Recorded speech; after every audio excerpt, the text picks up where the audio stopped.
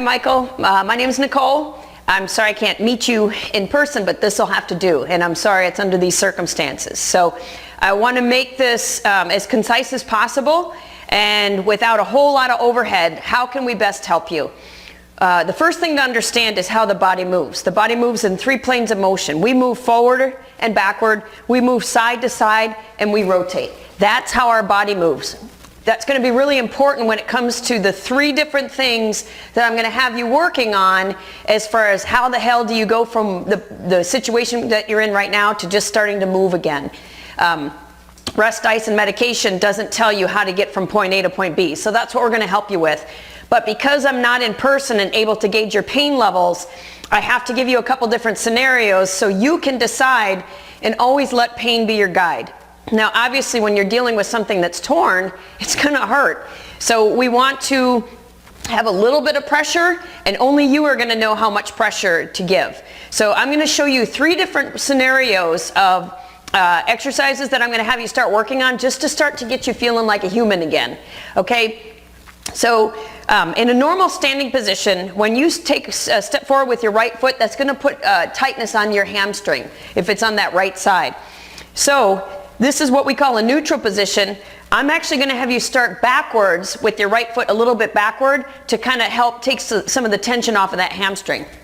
Next thing I'm going to have you do is grab the position at the wall. So you're holding on, you can use a wall. I'm using this to help your lower back. And so then what you're going to do is just nice and slowly just start to move your hips. These are actually called pelvic drivers. You can have fun with that. I'll let you and Amy work on that. So you're just nice and easy going to move forward and backward. Then you're going to work on side to side. Then you're going to work on rotation. Okay? By having your left foot forward, that takes the brunt of the weight bearing. By having your arms here, again, it takes your lower back out of it. Forward and backward, side to side, and then rotating, all coming from the hips. Once that feels better, the progression of that is standing at an even stance. Forward and backward, side to side, and rotation. Again, you decide how much pressure you can apply on that right leg. The next level, the next routine that we're going to do is basically adding in some reaching with the arms. So in this position here, you're going to reach forward and backward. You're going to basically work on side to side, and then you're going to add in rotation.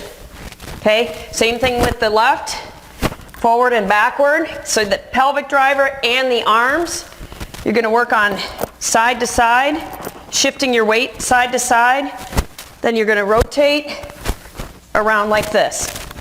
Again, once you start feeling stronger, you can use both legs together and start to get into it a little bit more. You decide the intensity. Okay, so that's adding the reaches. The third thing I'm going to have you work on, obviously you've got the cane right now, which I'm sure is very dashing, makes you look very dashing, by the way, and handsome. Can do this by the wall. So we're going to have you standing in this neutral position here. So this is kind of what we call a lunge matrix progression. The lunging is going to be with the non-affected side. So using both hands for support is something that I would recommend starting with. Either the wall, or you can use the back of a chair or the back of a couch.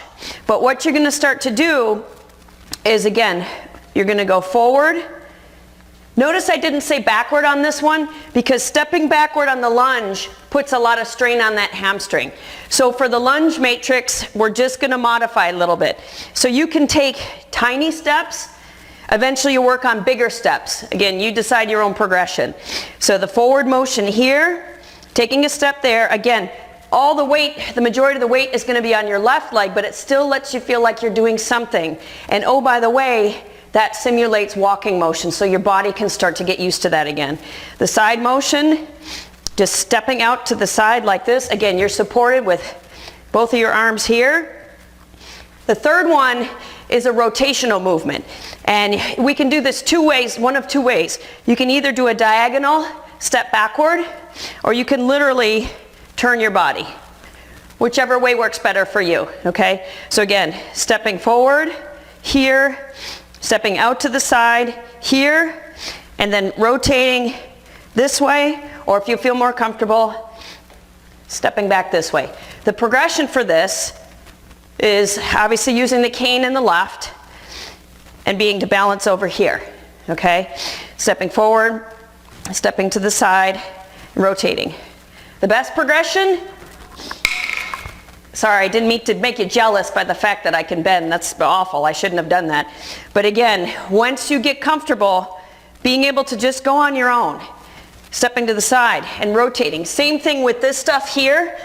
Once you get comfortable being able to weight bear again, you go from using the wall to being able to do this stuff just in regular standing. There's a whole lot of progression, but just to get you started right now and to start moving your hips, that's the most important thing. Allow the hips and the pelvis to start to move, because that's what needs to happen in regular walking. I'll save you the biomechanical principles of it. Just give it a try, see what happens. Keep me posted. I'll be happy to take it to the next level, but this will keep you busy for now. Good luck this week, and thanks for all you do.